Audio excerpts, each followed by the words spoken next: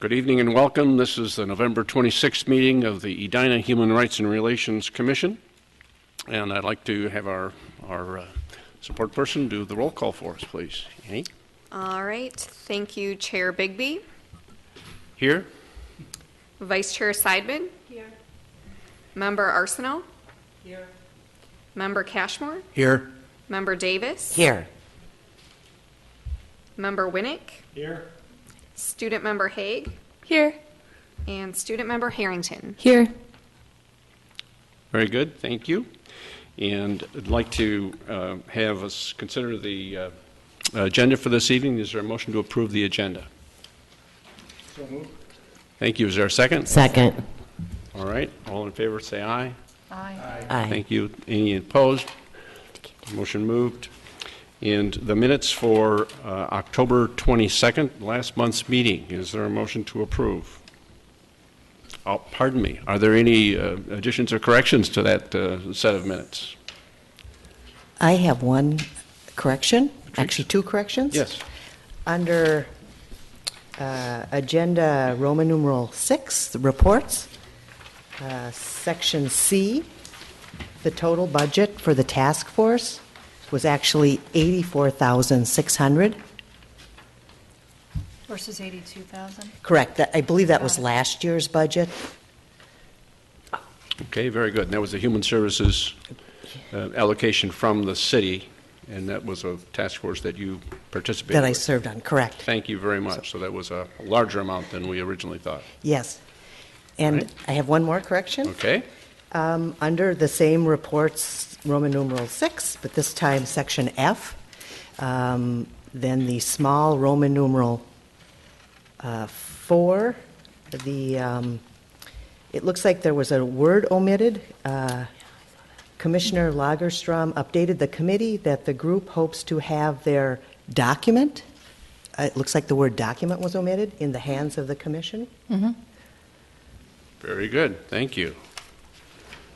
Any other changes or corrections? We had a couple of changes and corrections submitted before the meeting, and those were passed out on a single sheet of paper to each of the commissioners. So Very you would good. take a look at those. Everyone has a copy of those? So the one that I changed was general workdate updates. Under Days of Remembrance, the play is called Upstanders versus Bystanders. I just wanted to correct that. Again, upstanders are people who actually do something and instead of standing by. So I wanted that just corrected for the name of the play. Excellent. And everyone has seen that recommended change and alteration to the minutes. Any other changes? All right, so we have changes, and I'd like a motion to have the minutes approved as amended. So moved. Is there a second? Second.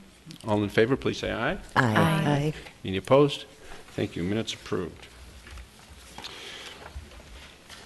Moving on, is there any community comment? We are being televised this evening. The meeting is being recorded, and I'll just make an observation that there are no community members in the audience, so we have an empty house tonight other than the panel here. Well, let's move on. And we're going to begin with a review of our activities for the past year. And I'll begin with just a few comments that we always appreciate updating and sharing information about the work of our commission with the community members. We also invite and encourage community feedback about what we are dealing with here as we really strive to be sure that everybody in our community is accepted, respected, and has full participation in everything that happens here. So we want to continue to encourage that, and those of you viewing this on Channel 16, be sure to call City Hall, drop a note, let us know if there are questions, if there's something else that we can be responding to that would be an item of interest for you. And now as we move on, we want to review the activities that our commission has been engaged in during 2013, and along with that, in each of these areas, we want to have comments about activities that relate to that same area that might be planned for 2014. And we'll have members of our commission sharing that information as we go through this. So we'll be moving around and having different members of our commission be talking about different things. And to get us started, I'll need a little bit of help from someone here. Yeah, Arnie, I'm up Yes, first. With Leslie with Quasicentennial Update. Thank All right. So to commemorate the city's 125th anniversary, our commission's created a timeline of events pertaining to the groups that we strive to protect from discrimination. Subjects covered will include things like the first Black pioneers, women's suffrage, and religious discrimination, as well as more recent events such as the city's domestic partnership ordinance. The timeline will be featured in the lobby of the City Hall during Founders Day on the 12th of December, and then after which we plan to donate that to the Edina Historical Society. Also, complementing that would be an electronic version of the timeline, which will be available on the City of Edina's website after the first of the year. And within that electronic piece, you'll find links for further information on each of these subjects if anyone's interested. So my fellow commissioner, Steve Winnick, is going to be one of the featured speakers that evening at Founders Day, and I want to turn the microphone over to him so he can maybe give a little update on what he might be speaking about. Thanks. I have been asked by Joni Bennett, the chair of the event, to participate. I think we're going to be allotted somewhere between a minute and 2 minutes to discuss the portion of Edina history that oftentimes isn't discussed and need be discussed. As many members of the community know, Edina was one of the first in Minnesota to have a fully developed neighborhood, the Country Club District, created in 1924 by the Thorpe brothers. Unfortunately, the restrictive covenants dealt with more than just setbacks and placement of garbage cans. And we'll talk a little bit about the racial restrictions and the restrictive covenants that then appeared, which of course were 40 years later deemed unenforceable by the U.S. Supreme Court. But that was a part of our history, and we believe it's best to talk about. Sounds good. Thanks. All right, very good. Well, let's move on. And Leslie, were you up next with the anti-bullying? I believe it's actually, I can do that. I believe Tom Oy Award was the next Tom one. Oy Award. Very good. Thank you very much. Steve, we'll stick with you on this. Okay. The Tom Oy Award is awarded annually to someone who works or lives in Edina. And what we will do once again is hopefully recognize in Tom Oy's name someone who has engaged in the efforts to foster human rights, dignity, and equality. Mr. Oy was a Japanese-American citizen. He was interred along with other Japanese Americans during early portions of World War II. Subsequently, he fought for this country as a Nisei soldier, a member of the famous Nisei Regimental Combat Team, one of the most decorated units in U.S. military history. Mr. Oy then moved to Edina and was on the original Edina Human Rights and Relations Commission in about 1970 and served on it until shortly before his death. We, in his name, have been for the past number of years been recognizing people for these outstanding contributions, including City of Edina employees, teachers, members of the community at large. Last year, a high school student, Alec Fisher, for his film Minnesota Nights. And once again, we are seeking nominations for the award. Information can be found on the City of Edina webpage under the HRRC subpage. Eligibility is anyone living or working in Edina. The criteria: efforts to foster respect, dignity for others, one who models courage or compassion in the advancement of human rights and has demonstrated leadership by example for improving human relations or advancing human rights. We ask that any and all applications be received by January 31st. They can be submitted electronically. The application is on the webpage. And any questions, please contact formerly Johnson, now Coyle, and information on how to get a hold of her is likewise available on the webpage. Very good. Thank you, Steve. And now we're on to the next item. And in 2013, we had an event for anti-bullying. We had an Edina Reads program at the Edina Senior Center on April 22nd. It was very well attended. We had probably between 75 and 90 attendees. And it's a great community awareness raising event. And we're doing another one this year with a little bit different focus. Right. Leslie? Well, we're excited to have this year's event be directed at more of the elementary school children, so children in the age range of grades 1 through 5. It's going to be on Saturday, February 8th at 10:30, and we're going to have Edina native and nationally known children's author Nancy Carlson come into our library and read her book on anti-bullying called Henry and the Bully, and that will be followed by a book signing. The first 75 families that attend the event will get a free book, free signed copy of the book. And our thought process regarding this event this year was that Valley View, Southview, and the high school, they all have already established age-appropriate anti-bullying events every year. And we believe it's never too soon to start talking to our kids about respecting their fellow classmates. Incidents of bullying or fear of bullying have been reported by even the youngest of our school children in these young elementary school ages. They report things like fear of being physically hurt by another student, fear of being harassed, bothered, or made fun of, fear of being excluded or left out and being made fun of because of their race, their culture, or their size. So we're looking forward to bringing this anti-bullying message to a younger audience this year. And it is going to be in the Senior Center Fireside Room, which is directly below the Edina Library on Vernon. And again, that is on Saturday, February 8th at 10:30. Very good. Thank you very much, Leslie. And now on to review of our bias hate crime response plan. John? Thank you, Chairman Bigby.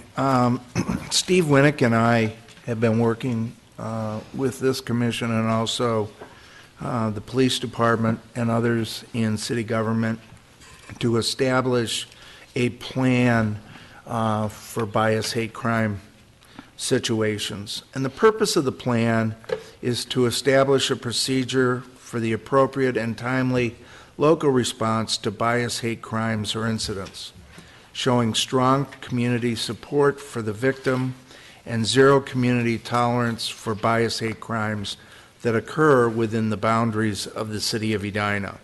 I have to say this plan has been in place for a number of years, and each year it gets updated as events occur or just to keep everything fresh. The other is to raise awareness of the issue within the community and to establish a network of community resources that can be activated as needed. It's not the role of the Edina Human Rights and Relations Commission to investigate these crimes. It's the role of the police department. Rather, it provides and coordinates support to victims, so we're more concerned with the victims at that point of such crimes and leadership in the community in the prevention of bias and hate crimes through education and collaborative community action against prejudice and bigotry. And now Steve is going to bring us up to date on some of the things that have been more recent.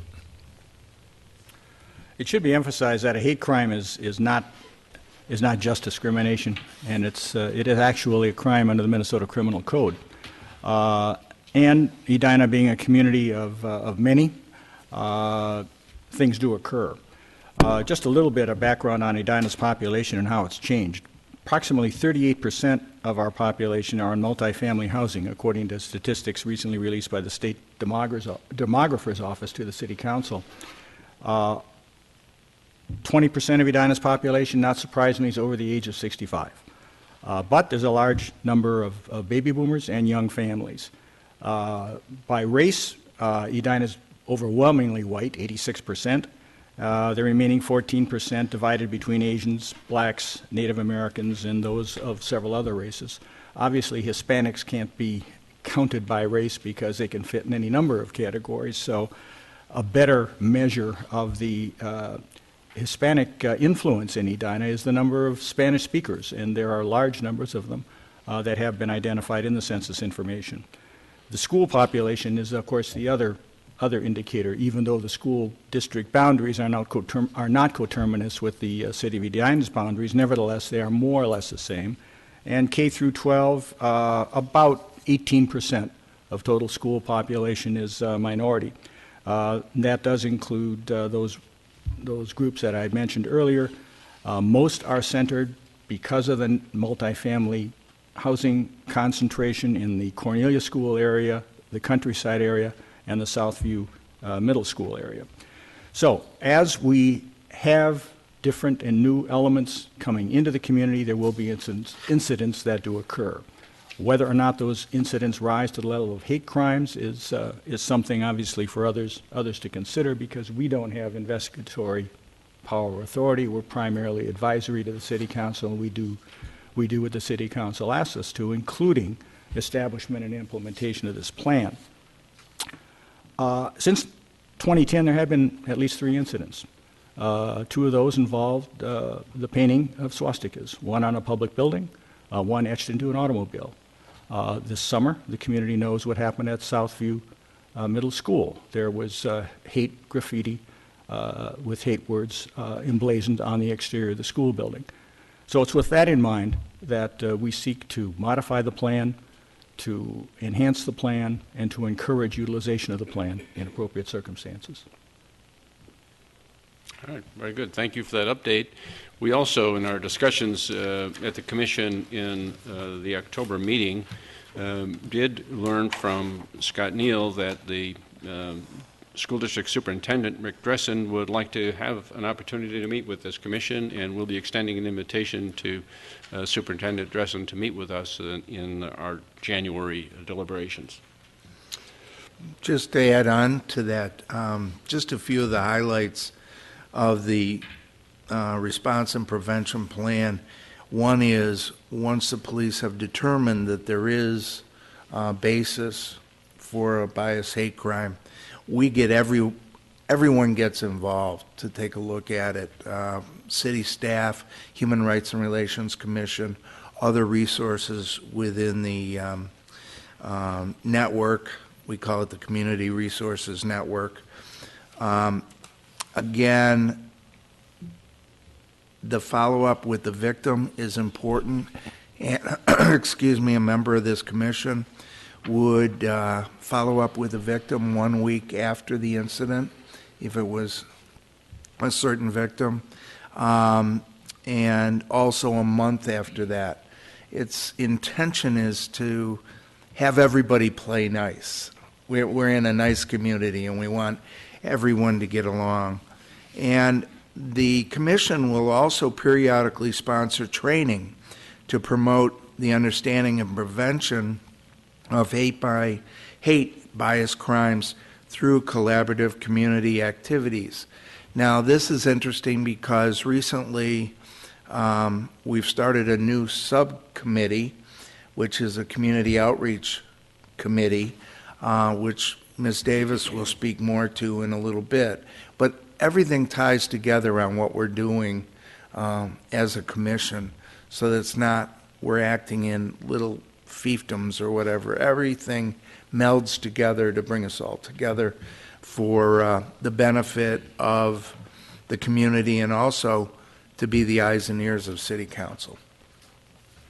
Very good. Thank you, John. Thank you, Steve.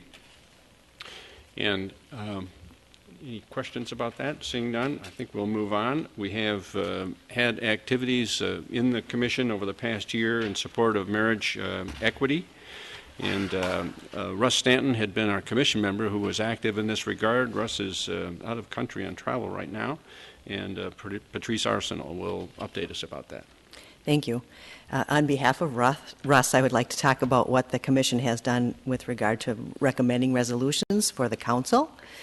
In 2012, this commission recommended a resolution on marriage equality to the City Council. The city did adopt that resolution unanimously. The resolution was to encourage our state legislators to recognize and permit same-sex marriage.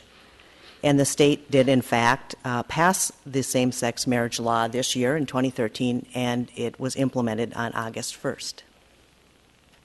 Very good. And Patrice, you've also said that you would provide a bit of more detailed information about our activities in promoting extension of health care coverage Yes. for domestic partners. Yes. Also in 2012, the Commission had recommended to the City Council a resolution that would encourage our state legislators to adopt a law to allow cities themselves to define who is a dependent for purposes of health coverage, rather than being limited by the state. Currently, state law allows cities to cover spouses for health coverage, but they specifically define spouses, and they don't allow the cities to define their own dependents for healthcare coverage. For example, they would not allow a city to provide healthcare coverage for domestic partners. That's current state law.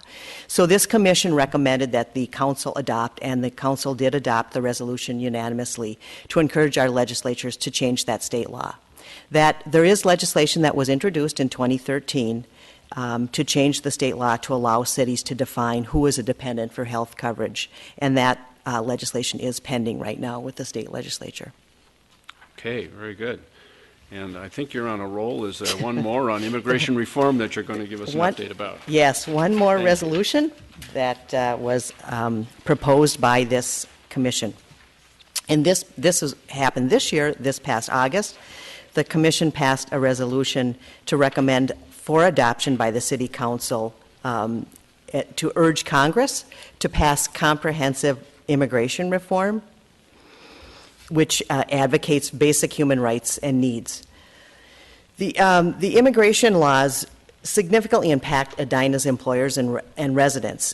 Our foreign-born population has doubled in the past decade, from 2000 to 2010, and at over 9%, that foreign-born population is above the average for the state. So we feel that the immigration reform does significantly affect Edina residents as well as Edina employers.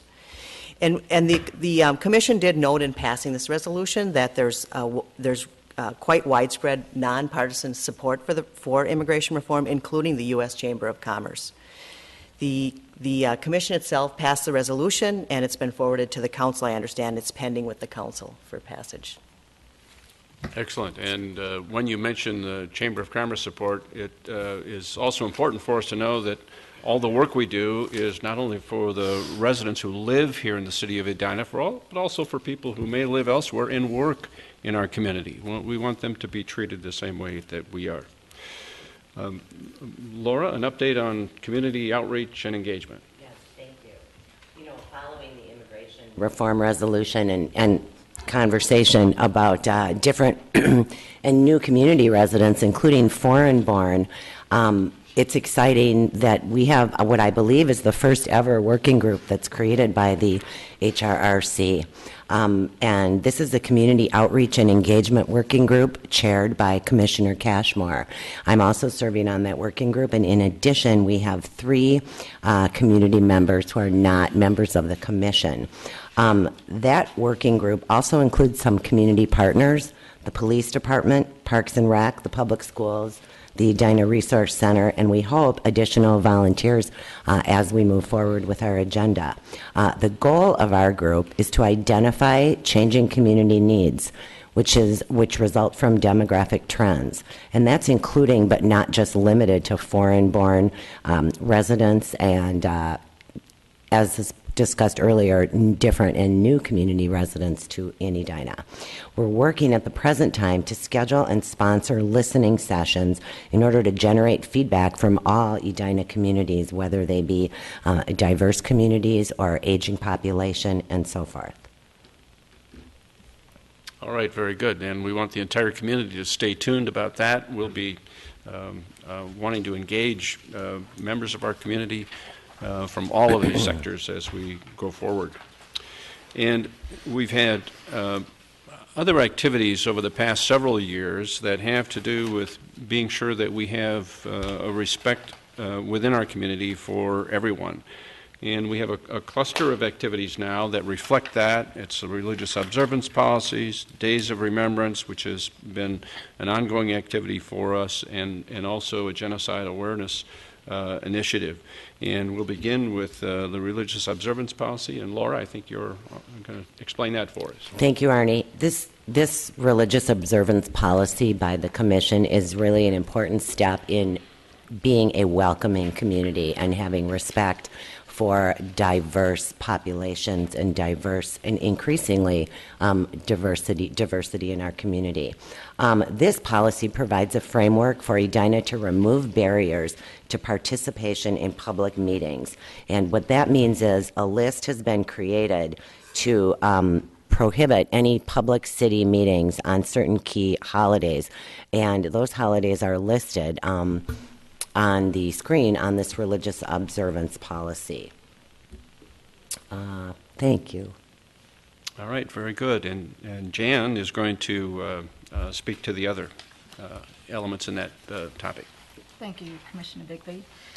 As you know, 2 years ago in 2011, Mayor Hovland signed a proclamation, which was a request from an Edina resident that we acknowledge Days of Remembrance, which honors all the victims and the survivors of the Holocaust. So it was any population, any religion, again, that was impacted by the Holocaust.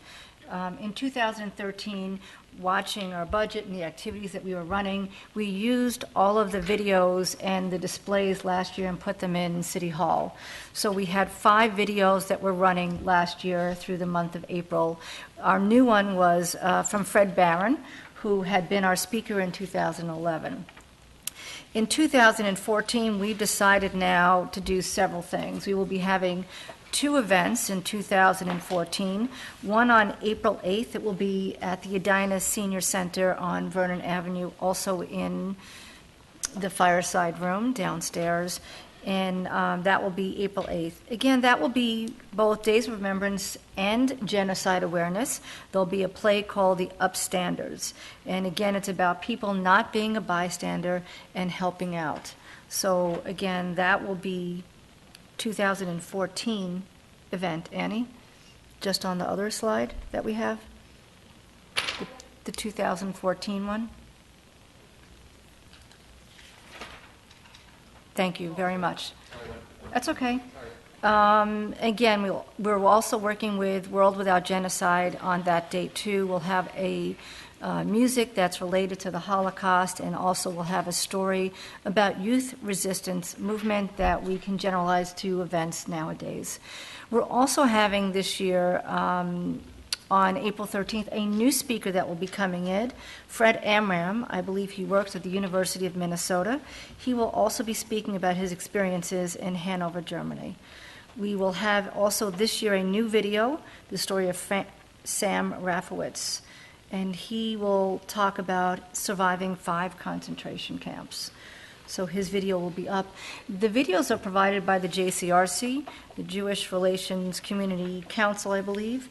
And what they do is they interview many survivors, local survivors in Minnesota, and they put that up on the videos, and we will have them. We'll also have an art project there too. New this year, for our next slide, will be Genocide Awareness. Again, we're also working with World Without Genocide, Dr. Ellen Kennedy, for Genocide Awareness. We will be having Dr. Kennedy speak at the event, and she'll be having some representative also at the event. So that will be April 10th, Thursday, at Edina City Hall from 7 to 8:30. We'll also be videotaping that too, so that will also be on our channel 16 in April too, since that's been designated a Genocide Awareness Month in April. So it's a new event for us this year. Thank you. All right, very good. A busy set of activities in that area. There's another activity that has been undertaken by the Commission in the past, and it really is a result of participation, active participation by our student members of a year or two ago.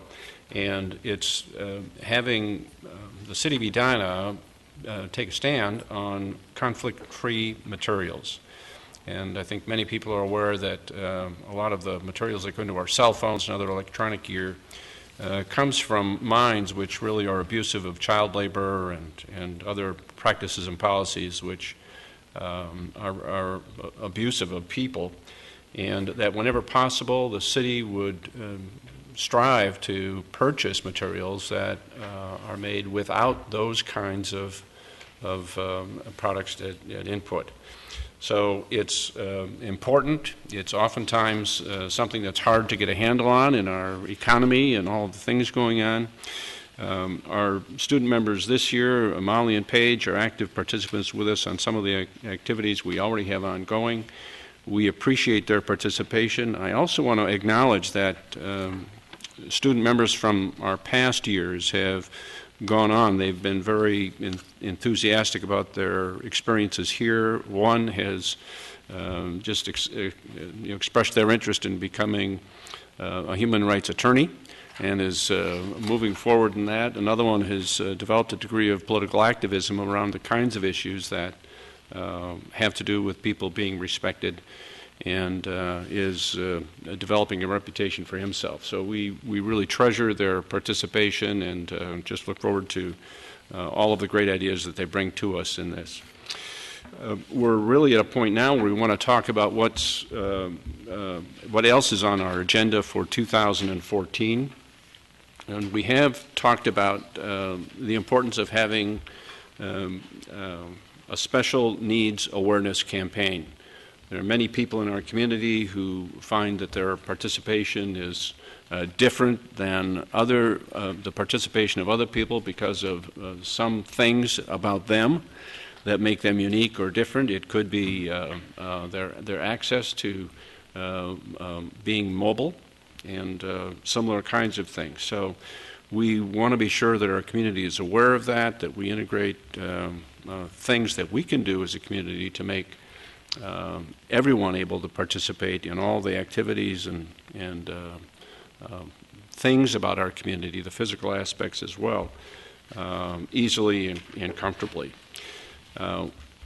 I have been sitting with an advisory group called the Living Streets Advisory Group just to find out how we are dealing with that issue for all of our community residents.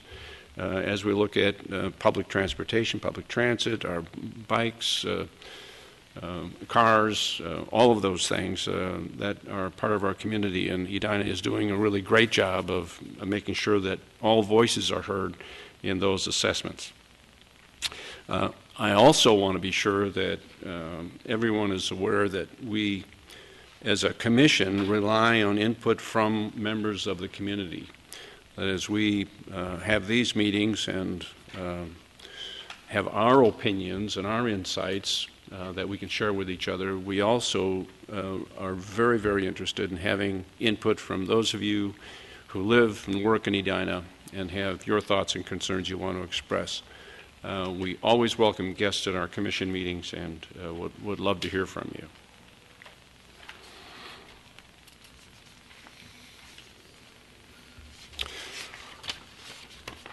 All right, we have a couple of, I think we're done with our update of past things here. And as we move forward now, we do have a couple of other items that we need to address. As a part of what we've been doing here, we've really completed a review of our 2014 work plan. And I think all of the elements of that have been pretty well expressed here, and appreciate everybody's work on that. One of the other activities that we are going to be doing this evening is to appoint someone to handle the nominating activities for the leadership of the Commission for 2014. And Steve Winnick has agreed to take on that responsibility this year. And Steve, I thank you for that. All right, are there any public comments? We have no public members here, so there won't be that. Correspondence and petitions? Hearing none. Comments from other commission members? John? I have one, and Mr. Chairman, you alluded to the fact that people who might be watching this presentation right now, or members, residents of the city of Edina, our very best projects came from the community. Days of Remembrance came from somebody from the community sending a letter to City Hall saying, are you aware of the bullying event, domestic partnerships? And I think we would be remiss if we didn't just hammer that a little bit to say, we really need community involvement. It is our strength because we are the bridge between the community and City Council. And the listening sessions that Laura and I are going to be working with is one venue, but you don't have to go to a listening session. A note to anybody at City Hall gets things moving and presented to this commission. And I wanted that said before we left tonight, because our very best ideas come from the community at large, not this commission. Very good, John. Thanks for saying that, and I think our community has the advantage of being the size that we are. I think in a community of 47 or 48,000 people, it gives us the ability to have all of our voices heard, so thank you for that reminder. Steve? Just the mechanical stuff on the nominations for next year's officers. As you know, we have two officers, a chair and a vice chair. Our no need for a secretary or other support positions because of the outstanding work done by city staff. So what I'll be doing, if it's okay with everybody, is I'll reach out by telephone or email to each member of the commission to inquire whether there is an interest for any of you to stand as the nominees for chair or vice chair, and then under our bylaws, we'll have our election the first meeting of 2014. So if that's okay, that's the way we'll proceed. Is the election the first meeting or the second meeting? The election is the second meeting. The Thank you. nominations are presented the Right. first meeting. Thank you, Very Lonnie. good. Yep. The nominations are presented the first meeting. The discussion takes place. The campaigning can be done at that time. Balloons are welcome. Whatever.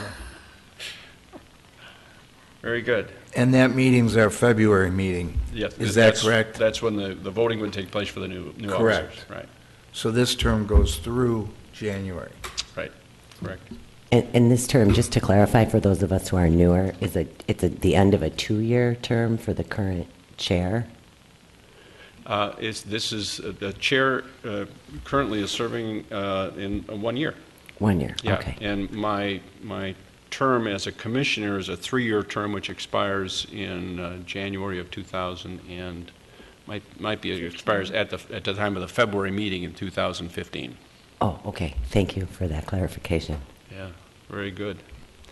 Any other comments from commission members? Jan? Steve, I'm sorry, can you just reconfirm for us the Tom Moy Award? When is the deadline over for sending in applications? Yeah. Sorry. The applications for the Tom Moy Award are open through January 31st. They must be received by the end of that business day, if that is a business day, at City Hall. And they may be by written form. You can print them right off the website where the application form is contained, or you can submit them online.